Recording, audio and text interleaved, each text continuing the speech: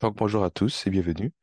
Merci de nous avoir joints le webinaire avec nous ce matin. Moi, c'est Stéphanie Reddit et je suis euh, gestionnaire des projets sur les différents projets des points basés sur le genre d'Arisa.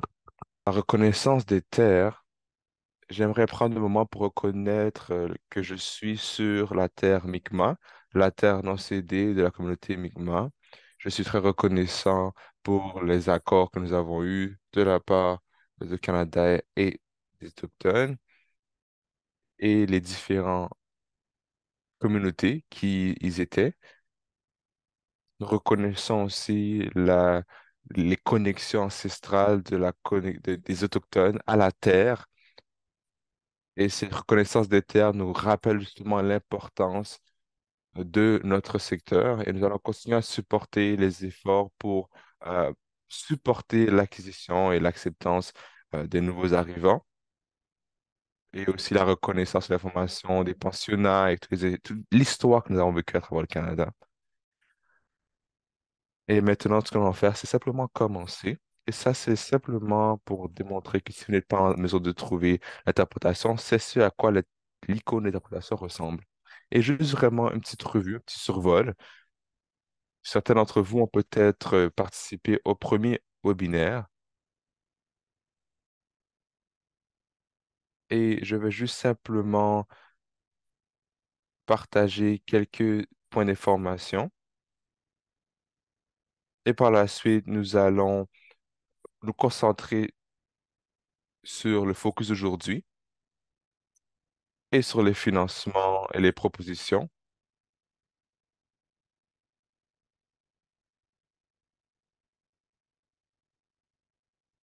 Donc, en ce moment, on veut essayer d'analyser comment les gens sont impactés par les décisions que nous allons prendre. J'aime le fait que c'est une définition assez simple et raffinée et ça va directement au point. Et, et pourquoi exactement nous faisons ce travail? Et justement, c'est pour comprendre le processus, savoir qui est impacté par l'opportunité et l'intérêt de l'initiative et comment aussi l'initiative pourrait être adaptée aux différents besoins des personnes les plus impactées, de même que d'anticiper et de lever les obstacles empêchant d'accéder à l'initiative d'en bénéficier. Et aussi, c'est basé sur comment le sexe et les genres sont en train d'interagir et aussi les gens qui ont des déficiences physiques ou intellectuelles. Et aussi la roue d'identité qui a été développée par les différents programmes. Et ça fait partie du plan fédéral sur l'égalité entre les sexes en 95. Et nous avons aussi, le gouvernement du Canada s'est engagé justement à appliquer la CS à toute nouvelle loi et politique ainsi qu'à tout nouveau programme. Et on travaille aussi en 2011, l'ACS a été rebaptisée l'ACS+, et le plus a été ajouté pour refléter euh, et encourager la prise en compte de multiples facteurs qui façonnent les expériences et les résultats au-delà du sexe et du genre avec le changement de marque en roue de l'ACS+ a été introduit. Donc, il y a différentes identités qui sont en train de se chevaucher et de connecter, d'interagir ensemble. Il y a une connotation sur ce que nous sommes en train d'essayer de faire.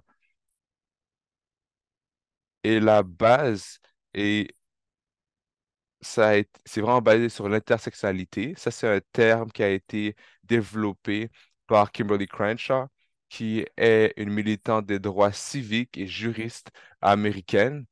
Et ça a été défini comme la nature interconnectée des catégorisations sociales comme la race, la classe sociale et le genre, et la façon dont ces facteurs s'appliquent à une personne ou à un groupe donné et sont considérés comme créant des systèmes de discrimination ou de désavantages en chevauchement et en interdépendant.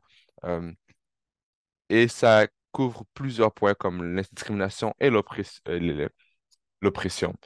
Donc, en ce moment, c'est vraiment de reconnaître que chaque personne a sa propre expérience de la discrimination et de l'oppression et que nous devons tenir en compte de tout ce qui peut marginaliser les gens, comme le sexe, la race, la classe sociale, l'orientation sexuelle et les aptitudes physiques et même autres.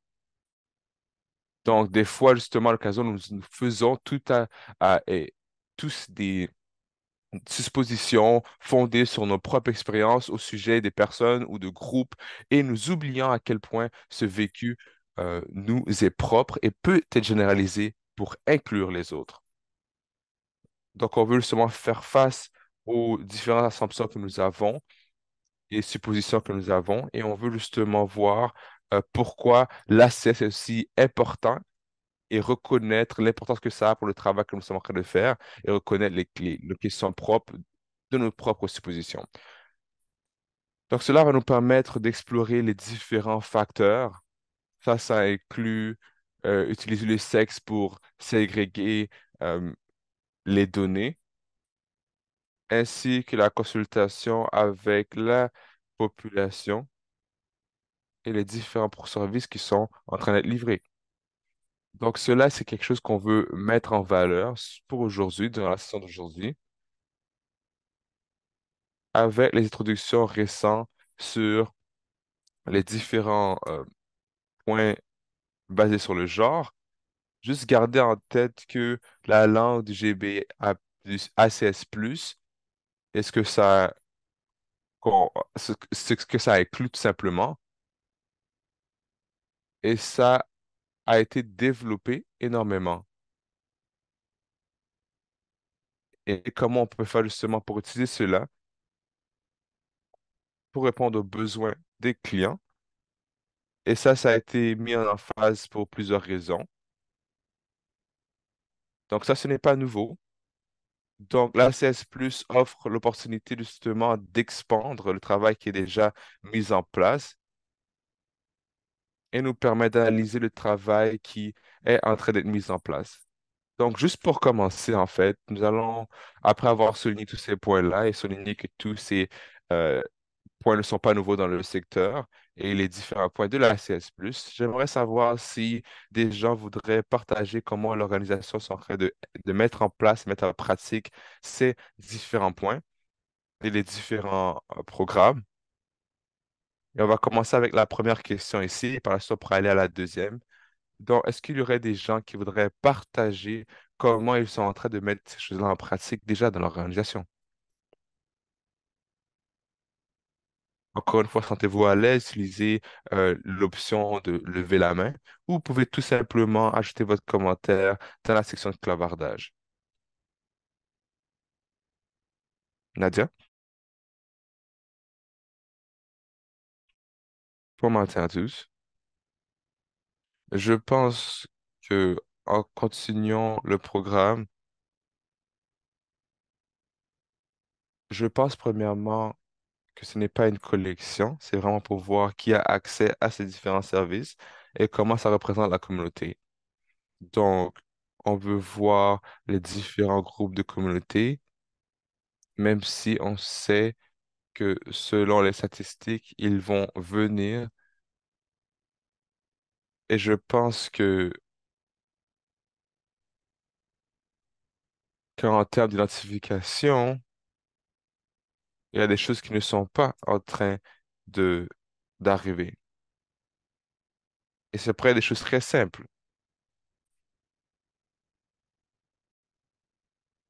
ou des, ce qui concerne les genres, l'ethnicité,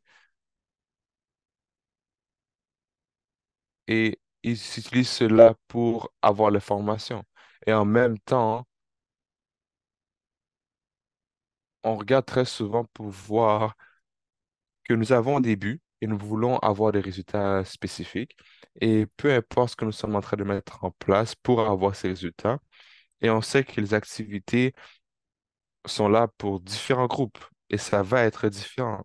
Et ça va nous demander d'être différents pour avoir des résultats différents.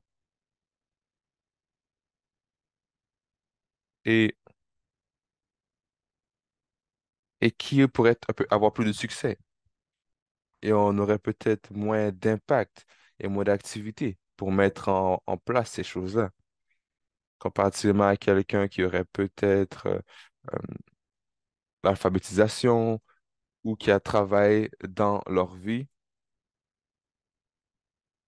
Et définitivement, il, il y aura d'autres activités concernant tout ça.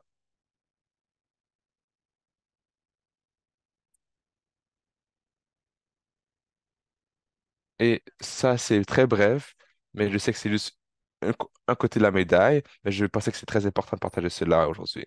Oui, c'est très fantastique aujourd'hui. Je pense que ça, c'est le but de la base de l'intersectionnalité basée sur le genre, et vraiment de voir l'image, de comprendre l'image, et vraiment comprendre qui a accès à cela et qui aussi n'a pas accès à cela. Et considérant tout cela, sur ce qui pourrait être les différentes barrières, sur les différents groupes de personnes et comment on peut justement avoir accès à ces programmes et ces ressources. Et j'aime comment tu as parlé de comment on doit approcher les choses différemment pour avoir le même résultat. Et toutefois que vous pouvez utiliser ces données pour recommencer au point de départ, je pense que ça a beaucoup de bénéfices pour nous. Et ça va nous aider à, à atteindre ces différents buts que nous avons. Donc oui, je pense que c'est phénoménal et je suis apprécié que tu aies partagé cela avec moi. Mais est-ce qu'il y aurait d'autres personnes qui aimeraient partager comment ils sont en train euh, d'ajouter ces différents points d'intersectionnalité? Bonjour Jenny, comment vas-tu? Je vais très bien pour toi. Je vais bien. Le travail que nous faisons ici à la CS, on essaie de voir comment on peut, comment les activités, l'interprète n'entend pas très bien, et comment les gens ne peuvent ne pas être en désavantage. Et aussi, ça va plus loin que juste les services et les programmes. Mais quand on fait des rénovations, par exemple, on a incorporé aussi euh, ces différents designs. Comme ça, par exemple, les immeubles seront tous accessibles. Et on essaie de voir comment on peut rendre cela plus accessible. Donc, ça va plus loin que simplement les programmes ou les différents services pour s'assurer justement que les différentes places où les services sont livrés soient en train de suivre ces différents points. Et peut-être que vous avez une mobilité physique ou des problèmes similaires. Merci justement d'avoir acheté cela, Jimmy. C'est un très bon point. Et le but d'aujourd'hui, du webinaire d'aujourd'hui, c'est majoritairement sur les différents programmes et les différentes euh, manières de livrer cela. Et je pense que c'est interconnecté. Et en termes d'enjeux d'accessibilité, et j'aime vraiment que tu aies surligné cela. C'est quelque chose qu'on doit garder à l'esprit. Et quand on propose ces programmes et ces services, c'est vraiment en ce qui concerne les différents espaces physiques ou en ligne et qui pourrait être au désavantage et qui a pu être exclu basé sur comment les choses sont mises en place. Et ça, c'est un point clé de cela. Est-ce qu'il y aurait des gens qui voudraient partager un peu plus? Est-ce qu'il y aurait d'autres choses dans le clavardage que nous manquons pour le moment? Non? Parfait. D'accord, merci. Oui, merci. J'ai su aller un peu plus loin dans ma diapositive, mais on va passer à la deuxième question. Pour certains d'entre vous, vous êtes peut-être intégré l'analyse basée sur les genres. Certains d'entre vous, c'est la langue est peut-être, le langage est peut-être nouveau pour vous et basé sur le survol, l'information qui a été partagée sur la CS+, et vraiment avoir un peu de moment pour réfléchir sur comment la CS+ peut vous permettre de prendre l'expansion sur les différents points.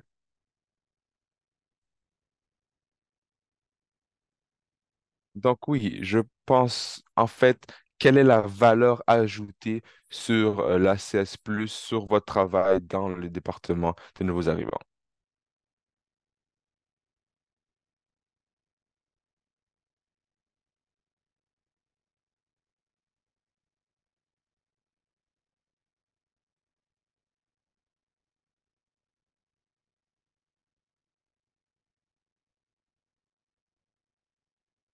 Donc, on va continuer.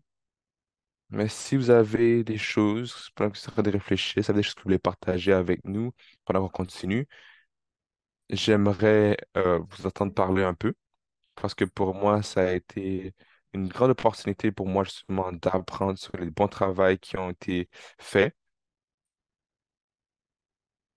et de la part de différentes agences. Et on vous encourage justement et nous avons été inspirés par le travail qui a été fait. Donc, s'il vous plaît, arrêtez-moi à n'importe quel moment.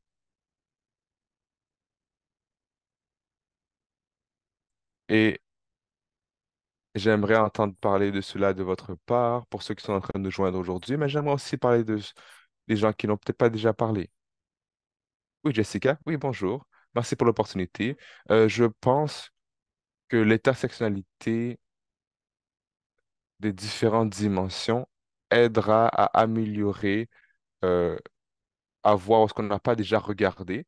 Par exemple, je regardais un, un partenariat pour la société canadienne et juste vraiment d'avoir travaillé avec eux, j'ai appris énormément.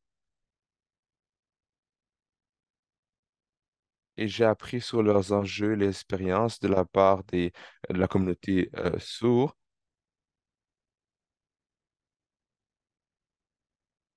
et comment on peut faire pour interagir avec eux. Et ça a aidé énormément. Vraiment expandre notre monde. Ah oui, merci. Merci d'avoir partagé cela, Jessica. Et je pense que plus on peut connecter et incorporer ces différentes perspectives et expériences, euh, plus ça va aider avec les programmes et services. Et si vous n'avez pas d'expérience particulière, des fois, par exemple, on peut manquer euh, ce savoir. Et chaque fois qu'on peut avoir un point de vue euh, rafraîchissant, ça nous permettra, plus on aura une perception plus claire, mieux ça sera pour nous. Et puisqu'on a tous nos expériences personnelles, nous avons tous nos privilèges, nos discriminations, l'exclusion, et plus on aura les yeux sur cela, mieux on comprendra.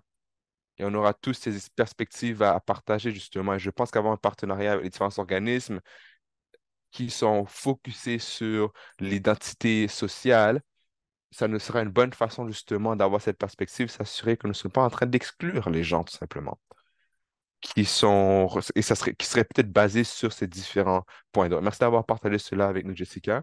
Et avant, en fait, de continuer, est-ce qu'il y aurait d'autres personnes qui voudraient ajouter quelque chose ou un commentaire, quoi que ce soit? D'accord, parfait. Donc, encore une fois, sentez-vous à l'aise si vous pouvez toujours intervenir et lever la main à n'importe quel moment. Donc, on va retourner aux directives. Et maintenant, on va retourner à l'égalité des genres et aussi l'orientation qu'ils donnent sur le genre. Et la question, c'est comment on peut ajouter l'ACS+,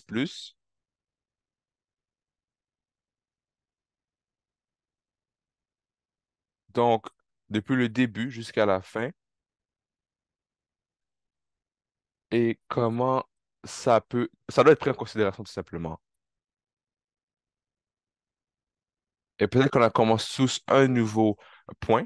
Et très souvent, les gens disent que c'est le meilleur moment maintenant de commencer votre ACS+. Et si vous avez un programme initiative qui n'avons pas le bénéfice d'avoir l'ACS+ au début, ça ne veut pas dire de ne pas l'appliquer maintenant. Vous pouvez toujours l'appliquer. Mais ça fonctionne toujours mieux si vous commencez au début de votre cycle. Et aussi, vous pouvez toujours le faire à n'importe quel stage. Et l'idée, c'est vraiment de le commencer dès le début et d'être le plus informé et avoir une proposition plus informée concernant les évaluations. Je vais juste démontrer un peu rapidement, une vidéo rapidement sur comment on peut appliquer l'ACS+. Et ça a été fait par le service de l'éducation du Canada et ça sera partagé plus tard. Et ils ont beaucoup de vidéos de micro-apprentissage et c'est basé sur les différents serviteurs publics et j'espère que ça serait partagé avec tout le monde. Ça, c'est une vidéo quand même assez lourde, courte.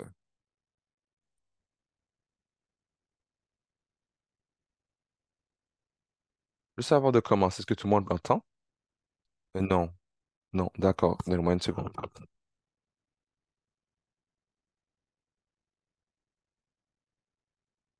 Non? Oui, d'accord, parfait. L'application de ACS+. Demandez pourquoi. Demandez-le pourquoi. La raison pour laquelle nous faisons l'ACS+, c'est pour être en mesure de regarder les données pour différentes populations et différents individus et voir où il y a de l'iniquité, comment, pour voir comment un groupe comporte, comment un autre groupe se comporte et voir s'il y a des différences. Mais ça, c'est seulement la première étape. Ce qui est plus important, c'est vraiment de demander le pourquoi. C'est quel est le mécanisme? Comment on peut expliquer qu'il y a des différences? Et dès qu'on aura la réponse au pourquoi il y a des différences, là maintenant, on sera en mesure de venir avec euh, des, des recommandations plus raffinées, plus spécifiques. Et comme ça, on saura que nos efforts n'étaient pas en vain et qu'on n'aura pas une manière qui serait faite pour tout le monde, mais qui serait vraiment adaptée pour tous et retouchée pour tous, et vraiment être en mesure d'avoir des solutions qui ont été réfléchies et nos politiques seront euh, plus accessible pour eux. Maintenant, les complexités. Dans le 21e siècle, il y avait beaucoup de complexités. On a réalisé que deux individus ne sont pas les mêmes. On parle de médicaments spécifiques, la santé spécifique, basée sur la manière que vous êtes né, votre genre, votre sexe, et tous ces différents points. On devrait être en mesure de raffiner la thérapie ou les différents points, les différents traitements le mieux possible pour vous avec la bonne dose, les bonnes conditions. Comme ça, votre traitement individuel sera bénéficiaire pour vous. Et ça s'applique à tous les départements et pour tous les secteurs du Canada. Les politiques pharmaceutiques basées sur les analyses du genre, premièrement, je regarderais que les sexes qui sont des facteurs biologiques et on sait que les drogues sont procédées différemment et métabolisées différemment entre une femme et un homme. Laissez-vous dire trois, quatre raisons pourquoi. Premièrement, les femmes tendent à être plus petites que les femmes, donc la dose d'une drogue aura un impact plus grand sur un corps plus petit. Parce que les femmes sont plus petites, leurs reins sont plus petits. Puisque leurs reins sont plus petits, ça leur prend plus de temps pour extraire la drogue et la drogue tend à s'accumuler dans leur corps. Et ça, c'est un peu triste, mais il y a aussi la réalité que les femmes ont plus de gras, de tissu de gras. Et même s'ils ont la même âge et tout, ce que les gens ne savent pas, c'est qu'il y a beaucoup de médicaments qui restent et s'accumulent dans les tissus adipeux. Et maintenant qu'on a la drogue qui est en train d'être éliminée plus lentement et aussi qui est en train d'être accumulée en même temps, ça, ce qui arrive, c'est que les statistiques nous disent que les femmes vont avoir plus d'effets secondaires de la part des médicaments comparativement aux hommes. Et c'est comme ça que la drogue interagit.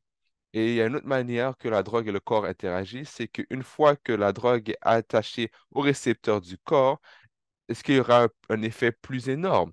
Par exemple, on passe à l'opioïde.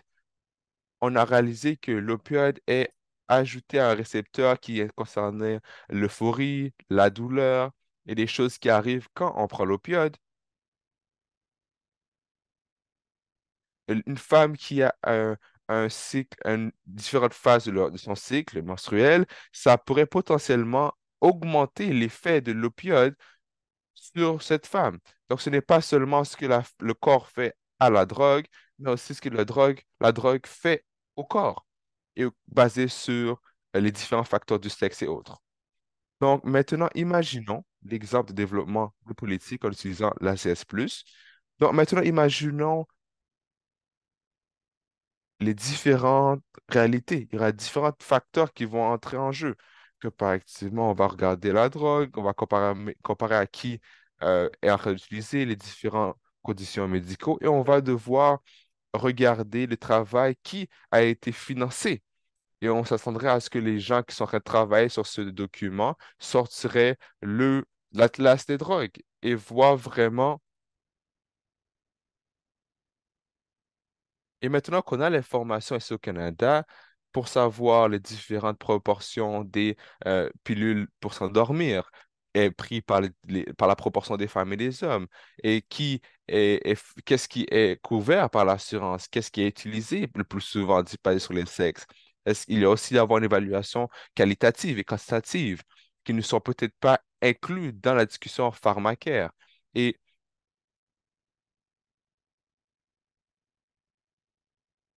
le sexe, le genre, la médication, toutes ces choses-là interagissent ensemble et il pourrait y avoir des conséquences énormes si on ne pense pas au genre des politiques et autres.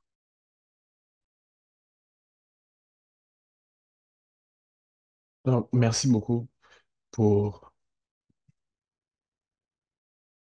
avoir regardé cette vidéo avec nous.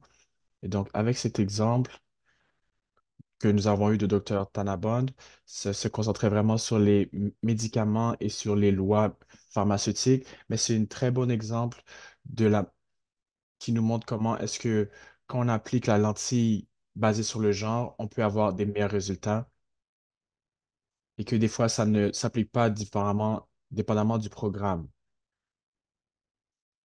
Mais ça aborde les questions principales qu'on devrait tous se poser la question où nous faisons des analyses de genre et qu'il faut utiliser des données qualitatives et quantitatives que nous avons à la main pour qui pourront nous aider à améliorer les propositions que nous amenons au programme. Et donc ici, nous avons un graphique et son titre officiel, c'est d'excellents résultats pour les Canadiennes et les Canadiens dans toute leur diversité. Et donc, ça passe à travers, d'une manière visuelle, toutes les étapes que nous faisons quand nous faisons les ACS+. Et donc, la première étape, et on peut penser à l'exemple que Dr. Tanabon a donné, c'est qu'on doit identifier ou cerner l'enjeu. Après ça, nous devons remettre en question les suppositions que nous pouvons avoir par rapport à cet enjeu. Après ça, on doit rassembler les faits, faire des recherches et des consultations par rapport aux personnes qui sont affectées par les lois et les programmes sur lesquels nous travaillons en ce moment, formuler des options et des recommandations. Et puis, pour finir, il faut surveiller et évaluer les effets de ces lois et s'assurer que les groupes en particulier, comme vous avez euh, m- pu montrer dans vos commentaires, que ils ne sont pas exclus et qu'ils sont en train de bien utiliser les programmes et qu'à travers tout ce processus, il faut documenter l'analyse au complet à travers toutes les étapes pour être en mesure de retracer les étapes et de communiquer aussi entre chacune de ces étapes si nécessaire. Et c'est ça qui amène à des résultats excellents pour les Canadiens. Et ça, c'est développé à l'intérieur du contexte des lois fédérales et des analyses, mais ça s'applique aussi pour les programmes que nous offrons dans les secteurs aussi. Et aussi, j'ai aussi une petite candidat, j'ai une petite très courte, une vidéo très courte qui nous parle de ce processus-là et je pense que ça vaut la peine de regarder rapidement. Et donc, je vais l'amener très rapidement. Le gouvernement du Canada prend des décisions tous les jours qui touchent tout le monde. L'analyse comparative entre le sexe plus, la CS plus est indispensable lorsqu'on veut lancer des initiatives gagnantes pour tout le monde. L'ACS Plus ne se fait ni après coup ni seul. Il s'agit d'un outil qui doit être intégré à toutes les étapes du cycle, depuis l'élaboration jusqu'à la mise en œuvre. Alors, prenons quelques instants pour voir comment nous utilisons l'ACS Plus. La première étape est d'identifier le contexte et de sexe de la diversité. Rien ne se fait en vase clos. Votre initiative aura beau avoir un objectif restreint.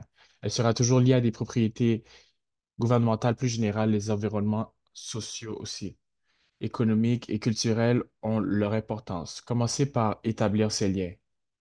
Nous avons toutes et tous des idées préconçues. en plus de nos suppositions personnelles. N'oubliez pas que les politiques formelles ou informelles de votre employeur peuvent avoir un effet sur l'élaboration ou le résultat d'une initiative. Rappelez-vous que la culture, les comportements, les activités ou les processus de votre milieu de travail façonnent toutes vos suppositions. Bien que la proposition à laquelle vous travaillez vous semble toucher tout le monde de la même façon, n'en tirez pas conclusion pour autant. Demandez-vous toujours si elle a des effets différentiels selon les sexes ou d'autres dimensions de la diversité. N'oubliez pas que vous n'avez pas toutes les réponses, mais qu'à faire des recherches et à curiosité, vous pourrez mieux comprendre le problème. Les données que vous utilisez devraient être ventilées selon les sexes et inclure d'autres facteurs identitaires qui se recoupent, tels que l'origine ethnique, l'âge et les capacités. Si vous ne trouvez pas d'informations, n'abandonnez pas votre analyse. Déterminez les données qui vous manquent et envisagez les possibilités d'intégrer la collecte de données aux objectifs et aux mesures d'évaluation de votre initiative. Assurez-vous de l'utilisation de ACS+ lorsque vous préparez un processus de consultation. Le fait de consulter le grand public et de journaliser votre résultat ne suffit pas. Recueillez des points de vue multiples, demandez l'opinion des Canadiens et des Canadiennes d'horizons divers et consultez des sources d'informations à la fois vastes et inclusives pour approfondir votre analyse. N'oubliez pas les difficultés d'accessibilité et la situation socio-économique peuvent nuire à la participation des gens au processus de consultation. Vos mots peuvent aussi avoir un impact. Choisissez-les avec grand soin. Les résultats de votre consultation et de vos recherches devraient permettre de formuler des options et des recommandations éclairées à chaque étape de l'élaboration et de la mise en œuvre de l'initiative. Expliquez en quoi, à la lumière des données, les mesures que vous suggérez permettent de résoudre les préoccupations que vous avez cernées. Présentez clairement les résultats de votre ACS+ aux personnes qui décident. Si vous constatez que votre initiative pourrait avoir des impacts différentiels ou être à la source d'obstacles imprévus, suggérez des moyens de renforcer la proposition. Assurez-vous d'y indiquer que vous entendez pour vous combler dans les. L'ACS+ s'applique à l'évaluation et à la surveillance de votre initiative. La conception de votre cadre d'évaluation et d'une approche de surveillance peut aider à s'attaquer à l'inégalité. Veillez que votre évaluation permette d'identifier les groupes auxquels l'initiative profite ou nuit. Soulignez les lacunes en matière des données et trouvez une solution pour les résultats. Imprévu pour les groupes diversifiés. Intégrer ces solutions au renouvellement des stratégies ou aux réponses de la direction. Pensez à CS+ lorsque vous songez à faire de connaître votre initiative, identifiez votre auditoire cible et préparez vos messages en conséquence. Montrez en quoi votre initiative favorise la diversité en utilisant des exemples, un langage symbolique et inclusif. Assurez-vous de ne pas perpétuer des stéréotypes dans vos messages. Choisissez le plus que possible des images et des langages qui dénoncent les stéréotypes nuisibles. Enfin, n'oubliez pas de communiquer avec les résultats de votre ACS+. Cela démontrera que vous avez fait preuve de diligence et mobilisera les intérêts et indiquera où l'on doit agir davantage. Il est essentiel de documenter votre analyse et vos conclusions tout au long de l'initiative. Pourquoi? Parce que les données et les analyses sur lesquelles vous vous basez, vos recommandations sont riches en renseignements. Parce qu'on pourrait vous demander de prouver que vous êtes bel et bien un ACS+. Vous avez bien réalisé l'ACS+. Et d'expliquer la démarche que vous avez suivie pour formuler vos recommandations. Parce que cette information pourrait servir à préparer une autre proposition avec une pratique. Et donc, c'est les étapes pratiques que nous avons à faire pour faire un ACS+.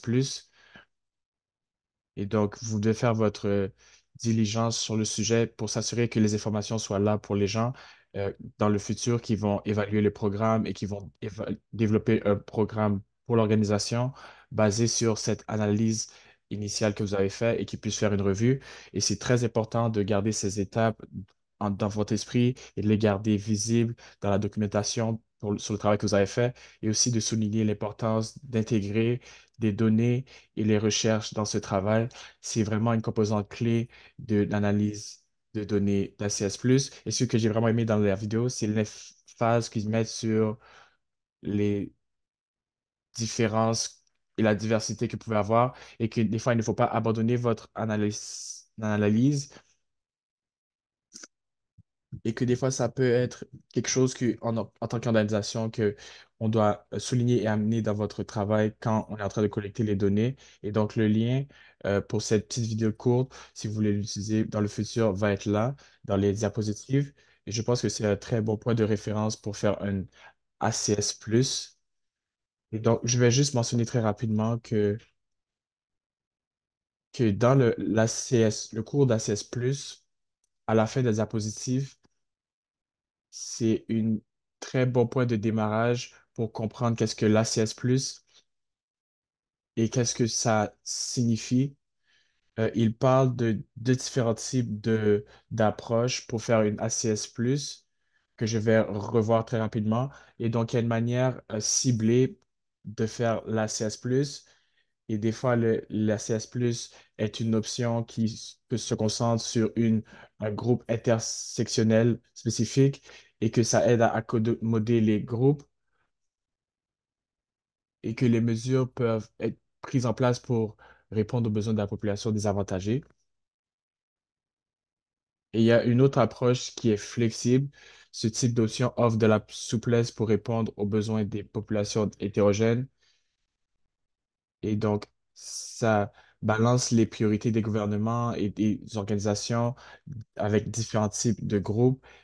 Et l'exemple qu'on offre, c'est les congés parentaux, euh, qui commencent avec le congé de maternité, mais maintenant qui s'étend jusqu'au congé paternel aussi.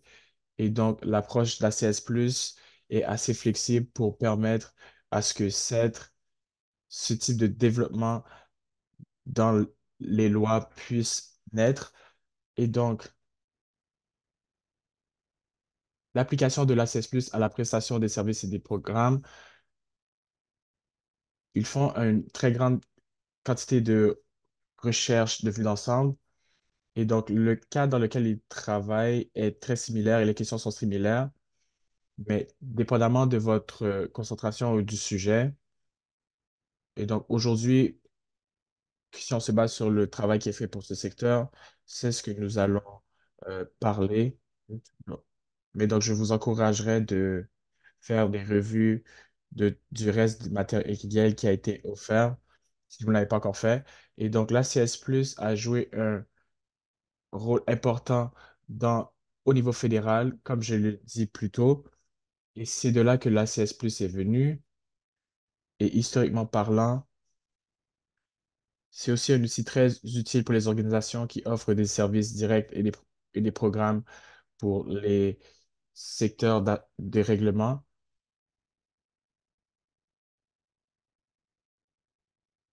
Et donc, ici, nous avons des questions clés qui soulignent et qui nous aident à faire le travail. Et donc, je vais passer à travers eux très rapidement.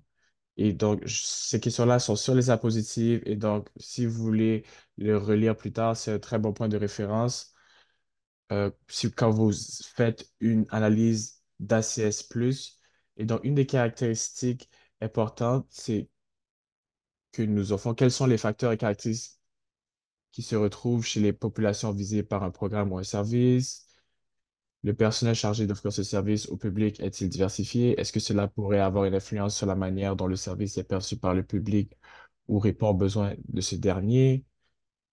Toutes les personnes ont-elles un accès équitable au programme ou au service? Sinon, qu'est-ce qui les empêche? Une formation est-elle proposée aux prestataires de services de garantir qu'ils sont sensibles aux besoins de toutes les personnes? Et donc, ce sont toutes des questions que nous pouvons poser pour avoir une approche plus formelle qui nous aide à créer la CS+, pour savoir pourquoi est-ce que certains groupes basés sur certaines données ou des commentaires n'ont pas accès à certains programmes ou services que vous offrez, et aussi de réfléchir à quelles sont ces barrières-là, et aussi de travailler pour les adresser. Et donc, c'est vraiment bon pour les personnes qui offrent des services pour s'assurer qu'ils répondent à tous leurs besoins. Et, et après ça, a-t-on pris une considération divers points de vue avant d'élaborer un plan opérationnel ou un modèle de prestation de services? Et donc, ce que j'ai aimé dans les commentaires que vous avez offerts, c'est qu'il faut incorporer des perspectives additionnelles et de s'assurer que ces besoins sont inclus et construits dans la livraison des initiatives et des services que nous offrons. Ici, nous avons des questions qui sont plus ciblées pour les livraisons de programmes. Quelle est la clientèle cible du programme? Le programme aura-t-il des conséquences sur des personnes autres que la population cible? Euh, Quelles sont les caractéristiques de ces populations, la location, la culture socio-économique, etc. Quels facteurs se recoupent chez la population cible? Et de savoir si le programme essaie de rejoindre une grande population de personnes, quelles seraient les composantes nécessaires qui nous aideraient à mettre sur mesure les besoins que nous devons répondre de nos clients. Une autre groupe de questions qui serait utile et sur lequel on pourra suivre par la suite. euh, A-t-on consulté les parties prenantes, lesquelles la population cible ont-elles été consultées? Les procédures administratives permettent d'accéder au programme sont-elles adaptées à la clientèle cible? Est-ce que les lignes directives, formulaires et procédures de collecte de données permettront de ventiler les données recueillies selon les sexes et d'autres facteurs de diversité ainsi que la caractéristique personnelle?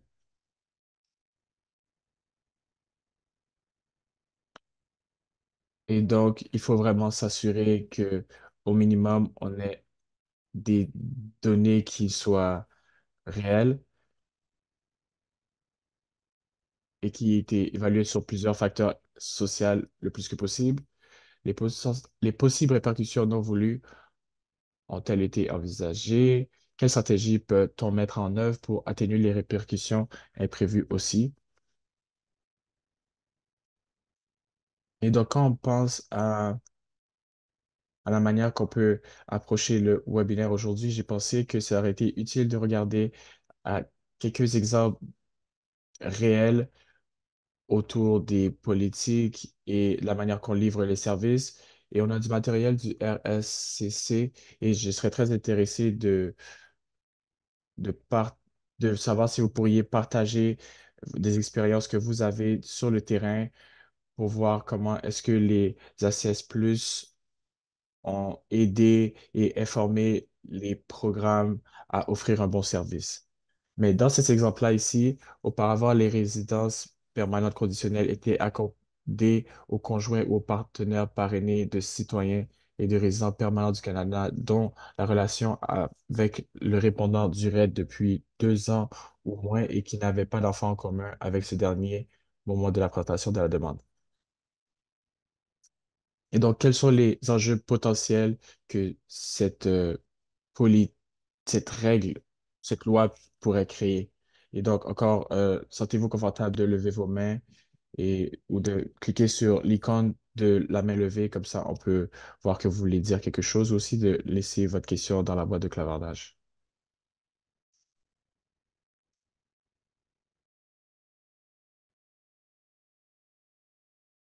OK.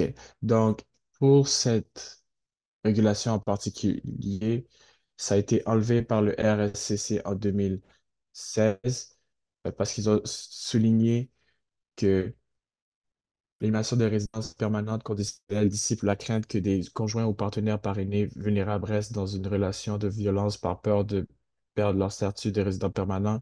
Ce changement Ce changement cadre avec les efforts globaux du gouvernement pour l'égalité des genres contre la violence fondée sur les genres.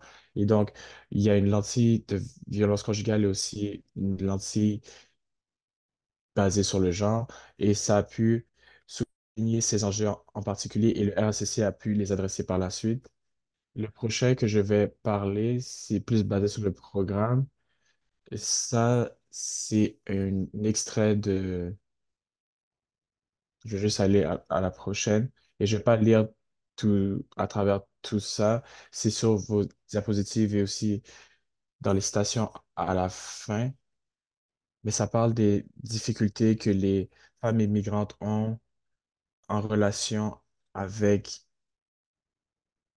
par rapport à la participation sur le marché du travail et d'être, se sentir dans une communauté et la variance basée sur les gens et aussi l'utilisation des certains services. Et donc, ça a été documenté dans plusieurs documents littéraires.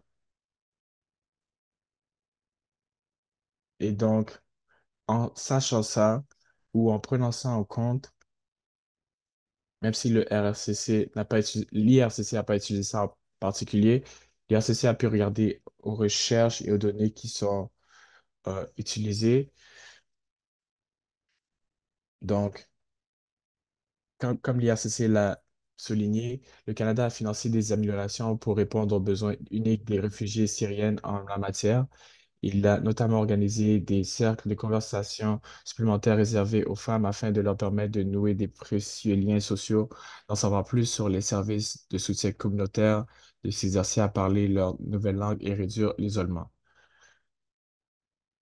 Et donc, ils ont pu faire ça à travers la collection de données dans le secteur et ils ont pu traduire ça dans des changements ou savoir comment est-ce qu'ils peuvent changer la livraison des services de leur programme. Ça serait très intéressant d'entendre de chacun d'entre vous si vous avez des exemples de sur le terrain, là où vous travaillez, par rapport à comment est-ce que la lentille du ACS+ a été appliquée pour évaluer et faire des changements à votre programme et qui a pu amener des changements pour adresser un enjeu en particulier dans votre secteur. Et donc, vous pouvez lever la main ou laisser votre commentaire dans la boîte de clavardage.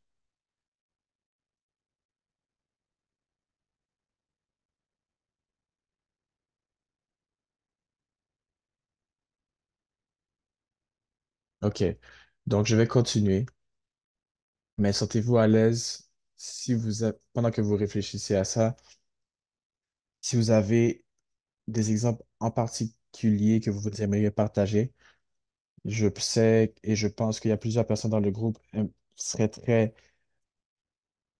heureux de pouvoir entendre ces exemples. Et donc, n'ayez pas peur de m'arrêter à n'importe quel moment. Et donc, ça ici, ce sont la même question. Et je vais rajouter aussi pour dire, sur ces exemples, euh, qu'est-ce qu'ils ont amené ces considérations pour faire cette évaluation intergenre et comment ça a aidé dans le secteur de l'établissement de votre secteur. Et donc, juste pour conclure, j'ai, et je sais encore, c'est une troisième vidéo où est-ce que Docteur Tanama, ça parle de l'urgence de, de faire des analyses basées sur les genres à un niveau scientifique aussi. Et ça montre à quel point c'est tout aussi utile euh, dans ce type de service-là et comment ça aide les nouveaux arrivants ici au Canada. Et donc, je vais vous montrer ça rapidement et après ça, je vais ouvrir le plancher pour des commentaires généraux par la suite.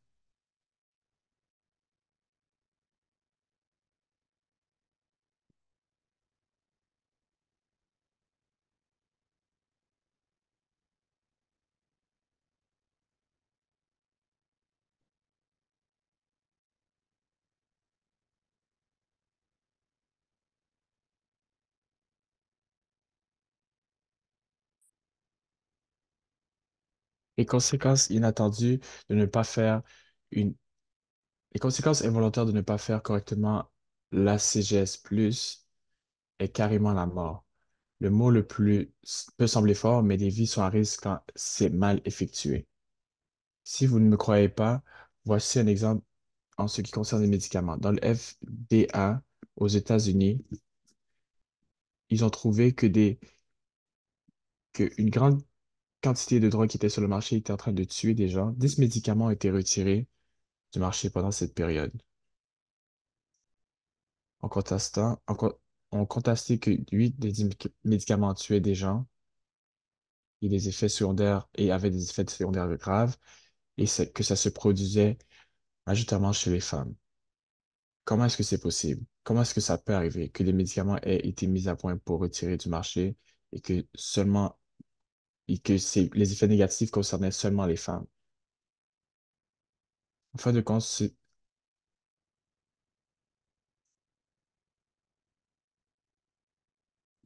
donc je ne sais pas quoi dire de plus. Si vous ne prenez pas en considération l'analyse de la sagesse plus, vous allez faire des grosses erreurs. Pas tout le temps, mais des fois ça peut arriver. Donc gardez ça en tête. Rappelez-vous de ces trois choses. Un, prenez vos données et divisez-les par les sous-groupes. Regardez les différences par rapport aux fréquences d'utilisation des médicaments, des effets, de l'environnement et peu importe ce que vous faisiez avec la CS+, utilisez les données pour bien être en mesure d'évaluer. Vous, vous n'allez pas faire une bonne analyse d'ACGS+, si vous n'êtes pas en mesure de déterminer pourquoi les différences existent. Des fois, les existent, ne vont pas exister, mais il y a différents chemins pour se rendre au même effet. Et donc, le pourquoi est-ce que les gens font certaines choses et comment est-ce que ça les affecte, je pense que c'est la partie la plus importante et excitante pour la CGS+. Et c'est comme ça qu'on peut utiliser le pourquoi pour le transformer et l'amener à des recommandations pour tout le monde. Même si ce n'est pas une recommandation qui fonctionne pour tout le monde, je pense que c'est quand même une bonne idée, une bonne chose de considérer ça et de donner ce que nous avons trouvé au reste du Canada. Donc, comme on peut faire en note, si on se base sur le travail qui a été fait par Dr. Tanabanda, ça se, ça se basait sur, il faut juste savoir qu'elle a utilisé le terme SGB, AC, ACS+, mais dans l'organisation dans laquelle elle travaille, ils appellent ça une analyse de sexe et de genre qui incorpore le sexe et le genre. Et donc, l'approche est similaire, mais le nom est juste différent.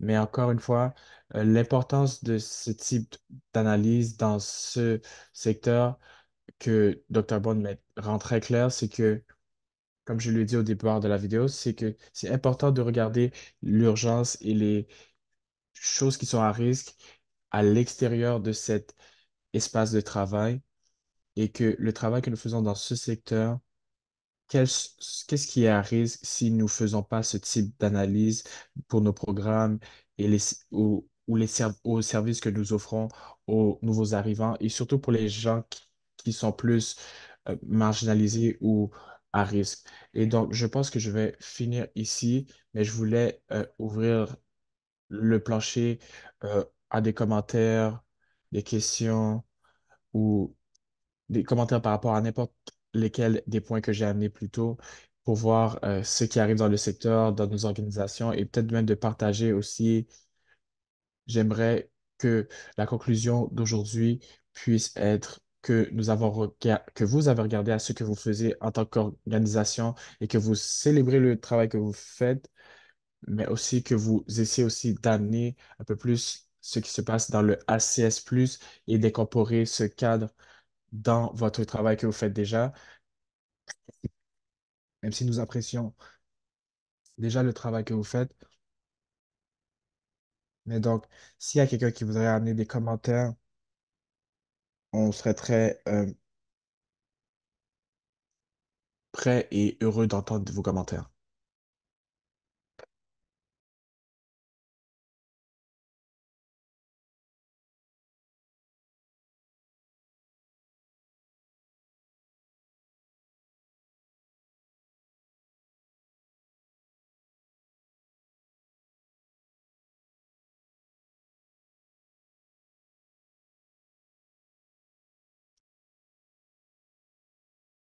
OK, parfait. Donc, je vais conclure. Je ne pense pas qu'on a d'autres questions ou commentaires. Je pense que c'est correct. Et j'espère que le matériel dans le webinaire d'aujourd'hui pourra être utile. Et donc, oh, on a Libby qui a levé sa main. Bonjour, Libby. Non, c'est Jamie qui a levé sa main. Désolé, j'ai vu Libby, Gio et Jamie, Megan. Ah oui, Jamie, tu peux y aller.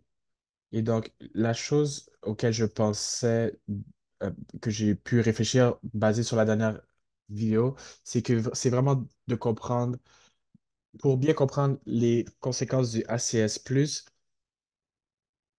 et ça devient très difficile si quelqu'un n'est pas en mesure d'offrir, ou si ses clients ne sont pas prêts à offrir l'information que nous vous avons besoin pour être en mesure de livrer le service, ça peut être une très grande difficulté. Et donc, est-ce que tu as des recommandations par rapport à la manière qu'on pourrait alléger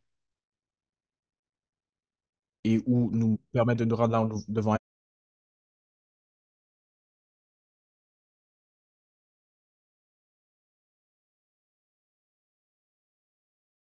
C'est une conversation que nous avons eue à plusieurs reprises concernant la collection de données. Et je n'ai pas parlé de cela dans cette présentation, mais je pense que dans la première webinaire, on avait utilisé un encadrement d'impact. Et ça veut dire plusieurs choses. Euh, pour une collaboration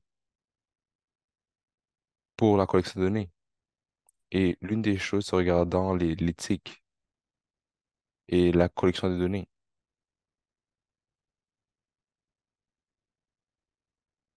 Et je pense que dès qu'on demande des données,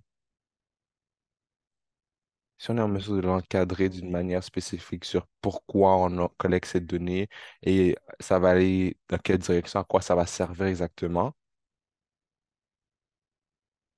et se voir comment ça va être euh, accaparé et utilisé et vraiment entreposé. Et si on fait toutes ces étapes-là, on sera peut-être encore dans la situation où il sera encore inconfortable de fournir ces informations en fait de compte. Et dès qu'on pense à comment on va encadrer les choses d'une façon quelconque et comment on peut améliorer les programmes et livrer d'une meilleure façon aux personnes, je pense que ça va une étape plus loin pour alléger ces différentes tâches. Et je pense que c'est important de garder à l'esprit la collection de données et et pas seulement prendre l'information de la part des populations, mais aussi vraiment considérer non seulement l'acquisition des données, mais voir comment on peut redonner aussi aux ces populations-là. Donc, s'il y a une manière de mettre ça en contexte, ça aiderait énormément. Donc, je ne sais pas que ça a aidé, mais vraiment juste pour dire que je n'ai pas une réponse parfaite, mais c'est définitivement quelque chose dont on est en train de parler, mais ça présente beaucoup d'enjeux, c'est sûr. Et je pense que dans ces cas, par exemple, vous êtes en train de documenter ces différents points et sujets pour voir si on prend toutes ces étapes et si les gens ont d'autres enjeux avec cela. Et juste être clair que vous n'avez pas eu le temps de collecter ces données-là.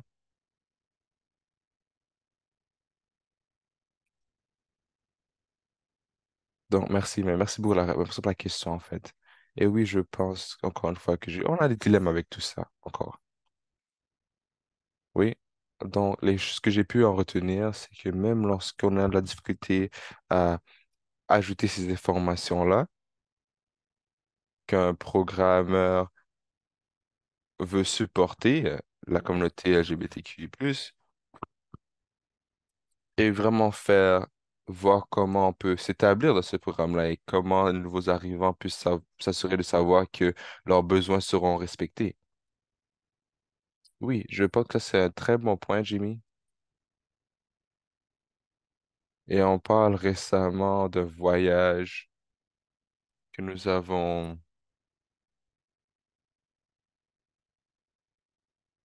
On a rencontré d'autres organisations et l'une d'entre elles faisait du travail aux alentours des services. Et l'un des points qu'ils étaient en train de faire, qui était très bon, c'est qu'on devrait aller dans ces programmes avec l'assumption que toute personne qui sort de ces communautés pourrait, désolé, je me suis perdu un peu dans mes mots, mais N'ayez pas l'assumption que des gens d'un groupe s'identifient d'une manière quelconque.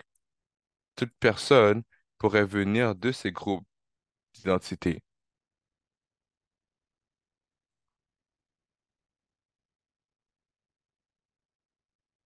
Et ça, c'est une très bonne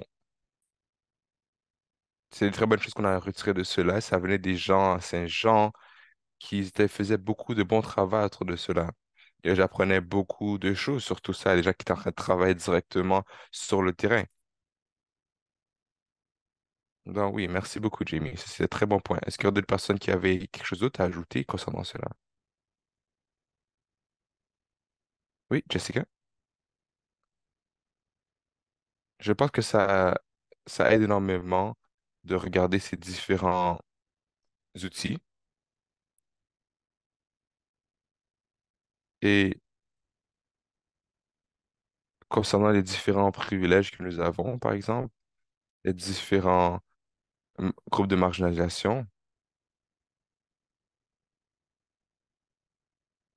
Peut-être justement qu'il y aurait une étape ici où on pourrait réfléchir à notre position personnelle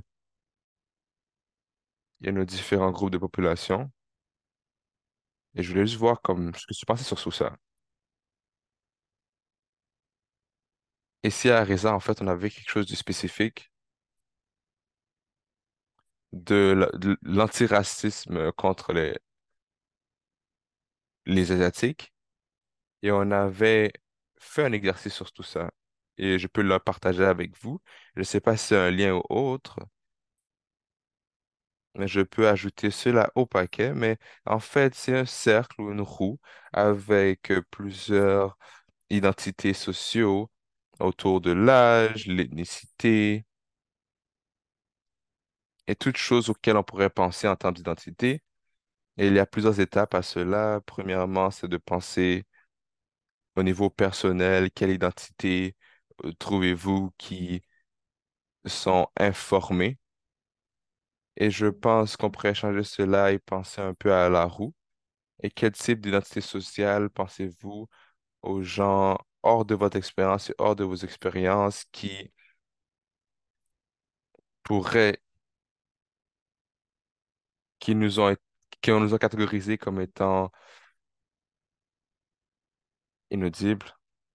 Et quand on pense justement à nos positions personnelles dans le monde et comment on pourrait réfléchir sur comment les autres personnes pourraient avoir un impact sur le monde, et ce que j'ai pu en retirer de cet exercice, et qui en est un très bon et qu'on doit garder à l'esprit, c'est que nous avons tous justement certains privilèges, et chaque fois que vous pouvez garder cela à l'esprit, surtout quand nous faisons des analyses basées sur le genre, parce que nous connaissons nos expériences personnelles. Et des fois, ça peut un peu embrouiller le jugement. Et on doit garder ça à l'esprit. Et comment ça peut nous permettre de nous en sortir quand nous faisons ces types d'analyses qui pourraient avoir un impact sur les différents groupes. Et c'est très important. Et nous savons que nous sommes tous des humains, nous avons tous nos biais et on a tous des angles morts. Et je pense qu'on peut essayer d'identifier cela et essayer de surmonter tout cela. Et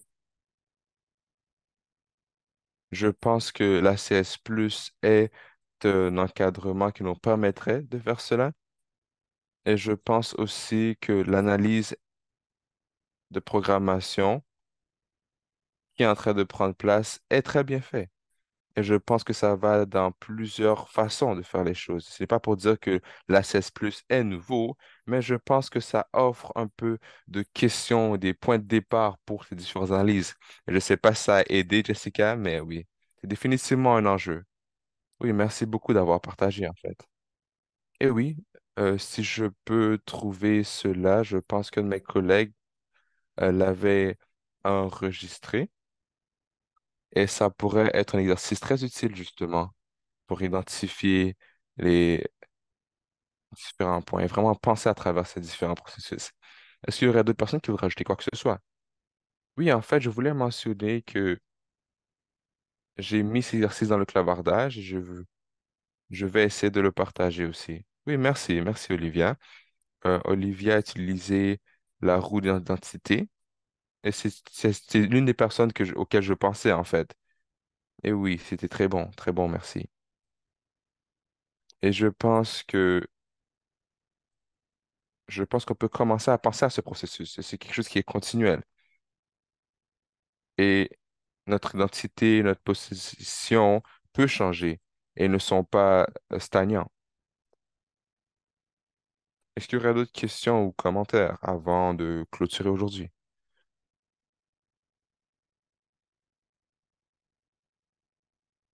D'accord, donc je vais le laisser là et j'aimerais simplement dire merci à tout le monde d'avoir participé au webinaire avec nous aujourd'hui. Je sais que tout le monde est toujours occupé dans le secteur, mais je pense que maintenant, avec les différentes propositions, je pense que j'apprécie énormément le temps que vous avez pris pour venir parler avec nous et vraiment connecter et vraiment apprendre un peu plus sur la CS+. J'espère que vous sentez un peu plus sur comment on peut aller à travers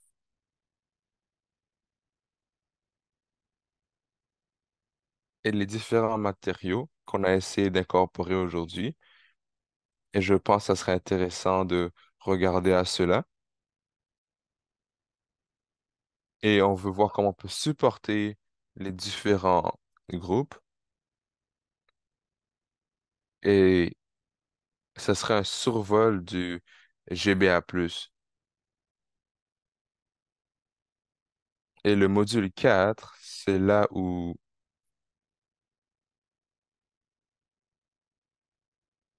et les différentes lignes directives sur les différents travaux qui doivent être faits. Et on a utilisé un peu de ces matériaux, mais il y a un peu plus de choses sur ces sujets-là. Et les différents liens qui ont été partagés. Et l'on a lié tout cela. Et encore une fois, juste pour garder ça à l'esprit, que les systèmes qui ont été mentionnés sont seulement disponibles pour les serveurs, les différents fonctionnaires. Et